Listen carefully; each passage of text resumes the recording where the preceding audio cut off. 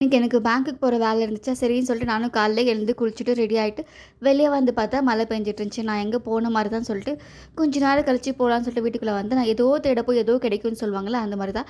இது நான் ஃபர்ஸ்ட்டு வாங்குன கோல்டு. நான் 2021ல ஒரு 16 கிராம் 16 கிராம் 75,000 குடுத்து வாங்கியிருக்கேன். அதுக்கு நான் நிஜமாவே என் ஃப்ரெண்டுக்கு தான் தேங்க்ஸ் சொல்லணும். எப்படின்னா, அவ சேலம் கல்யாண் ஜுவல்லர்ஸ்ல ஒர்க் பண்ணிட்டு இருந்தா. ஸ்கீம் போட்டுக்கோன்னு சொல்வாளா, எனக்கு இன்ட்ரெஸ்ட் இல்லடி சொல்லிட்டு இருப்பேனா, சரி அட்வான்ஸா ஒரு ₹10,000 பே பண்ணுடி, அதுக்கப்புறம் உனக்கு எப்பயாச்சும் கோல்டு எடுக்கும்போது எடுத்துக்கோன்னு சொல்லிட்டு இருந்தாளா, சரின்னு சொல்லிட்டு அட்வான்ஸ் பே பண்ணிட்டு, அன்னைக்கு ரேட்டுக்கு கோல்டு அது ஃபிக்ஸ் ஆயிருக்கும்னு சொல்லிட்டு சம்திங் சொல்லியிருந்தா.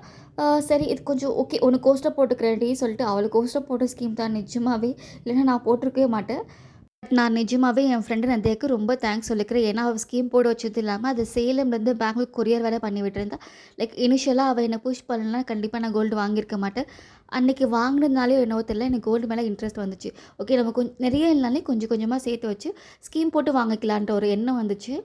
அன்னைக்கு என்ன புஷ் பண்ணாம இருந்தா, கண்டிப்பா கோல்டு வாங்கியிருக்க மாட்டேன். அது இன்னைக்கு இருக்கிற ரேட்ல கண்டிப்பா வாங்கியிருக்க மாட்டேன். கடைசி வரைக்கும் கோல்டு என்னால வாங்க முடியாதுன்னு நெனச்சிட்டு இருந்திருப்பேன்.